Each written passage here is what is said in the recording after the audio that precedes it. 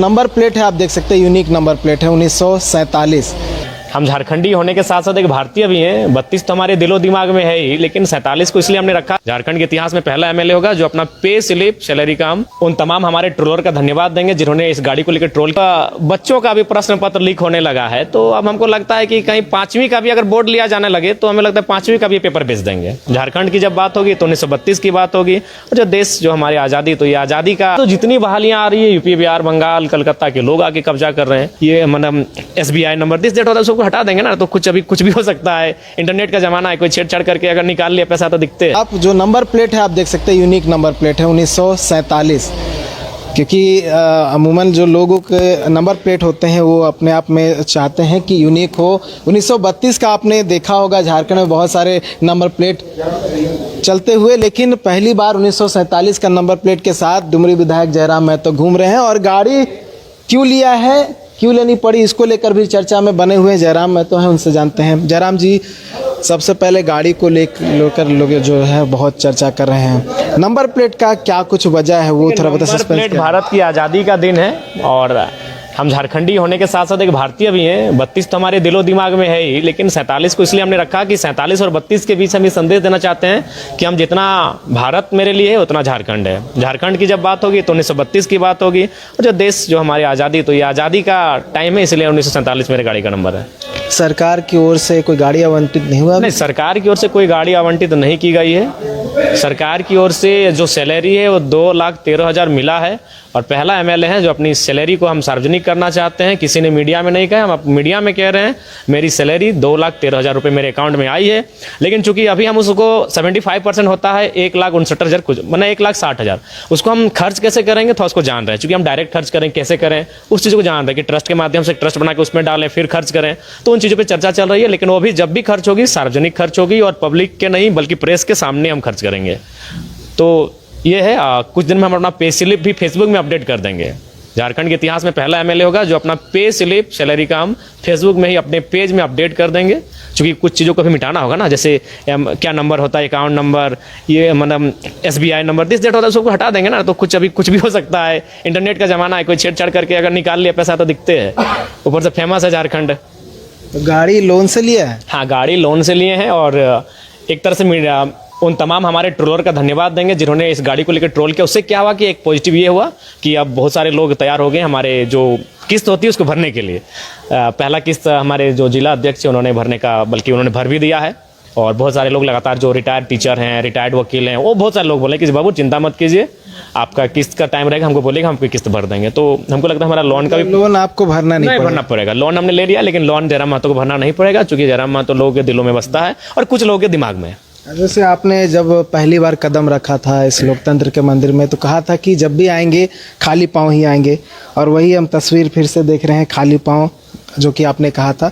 अब आते हैं बजट सत्र को लेकर, 24 तारीख से शुरुआत हो रही है, क्या कुछ आप लोग की ओर से मांग रहेगा, क्या कुछ चाहते हैं? हमारी ओर से हम तो कुछ विशेष नहीं है। बजट सरकार को चाहिए कि जब भी बजट, चूंकि अब तो आज हम मैसेज दे रहे हैं, लेकिन हमें लगता है कि मैसेज को हमको 15 दिन पहले देना चाहिए था। जब भी बजट आए, सरकार हमेशा टीम बनाती है, कभी SIT बनाती है, तो कभी कोई टीम बनाती है, कभी पुलिस की टीम बनाती है, कभी प्रशासन की टीम बनाती है। तो सरकार को चाहिए कि 15 दिन पहले एक टीम बनाए, और उस टीम को फिर बता दे कि जिला में वो टीम बनाए, और उस जिला टीम को बताए कि वो प्रखंड में टीम बनाए। वो टीम 15 दिन ही काम करे और वो गाँव तक जाए। एक आम व्यक्ति दिनचर्या में किस प्रकार से वो परेशान है, वो स्वास्थ्य को लेकर परेशान है, वो बाजार में आलू प्याज की दर को लेकर परेशान है, वो अपने बच्चे की फी को लेकर परेशान है, वो किस चीज़ को लेकर परेशान है आम व्यक्ति, वो कम से कम सर्वे करे और उस सर्वे के आधार पे बजट पारित हो जो आम व्यक्ति तक जाए। क्योंकि हम, यही मेरा कहना रहेगा। लेकिन चूंकि आज हम लेट कर रहे हैं, आज हम आपको इंटरव्यू 21 तारीख को दे रहे हैं, 24 तारीख से सत्र है, तो आज के इंटरव्यू को कोई फायदा नहीं है सरकार को उस सलाह को देने के लिए। ये हम अगर 15 दिन पहले अगर हम मीडिया में कहते हैं और शायद सरकार वो काम करती तो बेहतर सामने आता। ऑल ओवर एंड यही कहेंगे कि कम से कम जो बजट बने वो आम व्यक्ति के जीवन से जुड़ा हुआ हो। आप एरोप्लेन में बजट दे रहे हैं, फ्री सब्सिडी दे रहे हैं, आप कार में दे रहे हैं, आप स्कॉर्पियो में दे रहे हैं, उससे आम व्यक्ति को मतलब नहीं है। आप सड़क में जो चल रहा है तो उसमें क्या अब वो जब बाजार जा रहा है तो उसमें क्या दे रहे हैं, वो जब अस्पताल जा रहा है तो उसमें क्या दे रहे हैं, उसके बच्चे स्कूल जा रहे हैं तब उसमें क्या दे रहे हैं, वो काम करने के लिए जा रहा है तो वहाँ क्या सृजन हो रहा है। तो आम व्यक्ति जहाँ से प्रभावित होता है, बजट उस विषय को आधार मान के, उन तथ्यों का आधार मान के बजट आना चाहिए। झारखंड के युवाओं को रोजगार कैसे हो उसको भी फोकस देखिए, होना उसके लिए सरकार को सबसे पहले अपनी नीति को सटीक करना होगा। अभी तो जितनी बहालियां आ रही है, यूपी, बिहार, बंगाल, कलकत्ता के लोग आके कब्जा कर रहे हैं। बिल्कुल, आज जो ओरिजिनल झारखंड आंदोलनकारी हैं वो रो रहे हैं।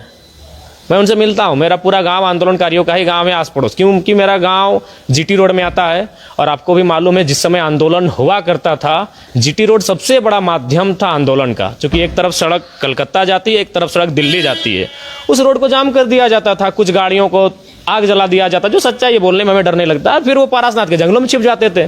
तो मेरे आसपास के लगभग मैक्सिमम गांव आंदोलनकारियों गांव है, आज वो निराश हो चुके हैं, वो टूट चुके हैं अंदर अंदर से कि क्या हम ऐसे था जब बिहार रहता, जब नौकरी आपको यूपी वालों को ही देना था, नौकरी आपको बिहार वालों को ही देना था, नौकरी अगर आपको दिल्ली वालों को देना था, तो काहे हमें बर्बाद किया। बिल्कुल, आज भी आंदोलनकारी का परिवार जाके देखिए पूरी तरह बर्बाद हो चुके हैं। आज आंदोलनकारियों का परिवार झारखंड में बर्बादी के कगार पर है। उसी परिवार में से मैं भी आता हूँ। यह तो मेरी मेहनत और प्यार है कि हम विधायक बन के आए। बिल्कुल बर्बादी के कगार पे है झारखंड आंदोलनकारियों का परिवार। वो बिल्कुल कुंठित हो चुके हैं। वो बहुत ही दुखी मानते हैं कि राज्य बनना ही नहीं चाहिए था। इससे अच्छा जो था भाई, कम से कम हम बिहार में लात जूता खाते तो चलता कि हम बिहार में, झारखंड बनने के बाद भी अगर हम लात जूता खाएंगे तो क्यों बना झारखंड। अब सारी नौकरियों को बेच रहे हैं, कोई आपके पास रोकने का तरीका ही नहीं है। अरे अरुणाचल प्रदेश की घटना याद है, हमारे एक दोस्त ने फॉर्म भरा था, उसको फॉर्म भरने के बाद उसको जमा करने के लिए अरुणाचल प्रदेश बुलाया गया था कि अगर आप इस नौकरी को फॉर्म भर रहे हैं आप ऑनलाइन भरिए, लेकिन आपकी एक कॉपी आपको अरुणाचल प्रदेश, ना वो जा पाया ना उस नौकरी को कर पाएगा। तो आपके पास कोई आइडिया ही नहीं है। अब दे रहे हैं, बांट रहे हैं, बांटिए। योजना नीति है ही नहीं। कोई मतलब नहीं है इस राज्य के बनने का। आज कोई मतलब नहीं होगा। 10% लोगों के लिए होगा, जो विधायक बने, जो सांसद बने उनके लिए होगा, जो कुछ जगहों पे ठीक ठाक आ गए, कुछ लोग बीडीओ, सीओ, 2-4 लोग डीएसपी तक बन गए उनके लिए। लेकिन 90% जो जनता है उनको कोई मतलब नहीं हो इस राज्य के बनने का। आज भी वो धक्के खा रहे हैं। आप इस राज्य की ये दशा है कि आप आउटसोर्सिंग एजेंसियों में चले जाइए, उसकी एक लिस्ट निकालिए। आउटसोर्सिंग कंपनियों की 1000 लिस्ट आएंगी, 1000 में हमको लगता है कि 999 कंपनियां आउट ऑफ स्टेट की हैं। आज भी हम धक्के खा रहे। राज्य जिन कारणों से बना था वो कारण आज भी राज्य में विद्यमान है। राज्य मुख्यतः बना था, तो ये सब मांग भी आप रखेंगे विधानसभा? बिल्कुल, निसंदेह 1 महीना का सदन आप याद रखिएगा। जयराम महतो प्रत्येक दिन चर्चा का विषय रहेगा। अच्छा, कल आपने सुना होगा कि जैक का जो प्रश्न पत्र था लीक हो गया, रद्द करना पड़ा। पहली बार हुआ है 10th में, क्योंकि अमूमन जेएसएससी को सुनने को मिलता था, लेकिन ये दुर्भाग्य है। अब बताइए, अब बच्चों का भी प्रश्न पत्र लीक होने लगा है, तो अब हमको लगता है कि कहीं 5वीं का भी अगर बोर्ड लिया जाने लगे तो हमें लगता है 5वीं का भी पेपर बेच देंगे। सुने 350 में बेचे हैं, 50 रुपए में बेच देंगे। ये नौबत आ गई है। पैसा कमाने के लोभ में, लालसा में माफिया लोग इतने गिर चुके हैं। अरे कभी कभी जो गलत भी काम करते हैं ना, उनका एक ईमानदारी होता है। जो लोग सिंडिकेट चलाते हैं, जो लोग 2 नंबर का काम करते हैं, वो भी ईमानदार होते हैं। लेकिन ये लोग इतना गिर चुके हैं कि देखिए अब 300-350 रुपये बच्चों के पेपर बेच रहे हैं, हद कर रहे हैं। तो ऐसे लोगों पे कड़ी कार्रवाई की आवश्यकता है। और हमें लगता है कि राज्य सरकार वहाँ पर थोड़ा सा फेल हो रही है। वहाँ पे वो काफ़ी उदासीन पॉलिटिक्स को दर्शा रही है। वहाँ थोड़ा सा एग्रेसिव नेचर चाहिए। माफियाओं को नकेल कसने की आवश्यकता है, तभी जाकर हमें लगता है ये माफिया शिक्षा से हट के दूर जाएंगे। जेपीएससी चेयरमैन की नियुक्ति नहीं हुई। आज 21 तारीख है, 21 अगस्त को ही वो रिटायर हो गई थी, जो पूर्व चेयरमैन थी डॉक्टर मेरी नीलिमा करकेट्टा। अब चेयरमैन नहीं है, 6 महीना से पद खाली है। जो अभ्यर्थी है वो इंतजार कर रहे हैं। एग्ज़ाम जो है वो पेंडिंग है, जो एग्ज़ाम हो चुके हैं उसके रिजल्ट पेंडिंग है। देखिए, ये दुर्भाग्य का विषय है। जेपीएससी राज्य की सर्वोच्च संस्था है, जहाँ से नियोजन, तो मेरे हिसाब से चेयरमैन का चयन यथाशीघ्र होना चाहिए। और जो छात्र धरने पर बैठे हैं, सड़कों पे आंदोलन कर रहे हैं, उनकी समस्याओं को सरकार को सामने आकर सुननी चाहिए और उनका निराकरण करना चाहिए। अच्छा, आखिरी सवाल, मैया सम्मान की राशि जो देखिए, है, इस पर तो हमने पहले ही कहा था, हमारी आलोचना भी हुई थी, लेकिन हमने कभी आलोचनाओं का परवाह नहीं किया। हमने चुनाव हार जीत के लिए कभी, आज भी हमने कभी चुनाव को हार जीत से नहीं देखा है। बहुत सारे लोग कहते हैं, तो हमने कहता है कि जो कहते हैं हम भाई 29 में वोट मत कीजिएगा, लेकिन जो सत्य हम उसको रखते हैं। और हमने शुरू में ही कहा था कि मैया सम्मान योजना चुनाव जीतने के लिए मास्टर स्ट्रोक हो सकती है, जो हुई भी, लेकिन उसे बरकरार रखना सरकार के बूते की बात नहीं है। उसको वो एक चुनौती है, और उस चुनौती को पाटने के लिए आपने कटौती भी किया। आपने वृद्धा पेंशन नहीं दिया है, आपने दिव्यांग पेंशन नहीं दिया है, आपने विधवा पेंशन नहीं दिया है, आपने रसोइया को पेमेंट नहीं दिया है, आपने सेविका, सहायिका, जल सहिया को पेमेंट नहीं दिया। उसके बावजूद आप इस योजना को संपादित नहीं कर पा रहे हैं, ये सफल नहीं हो पा रही है। तो इसलिए थोड़ा सा जब भी ऐसी योजनाएं आनी चाहिए, केवल वोट उद्देश्य नहीं होना चाहिए, उनको फ्यूचर देखना चाहिए कि क्या ये योजना सटीक है कि नहीं राज्य के लिए।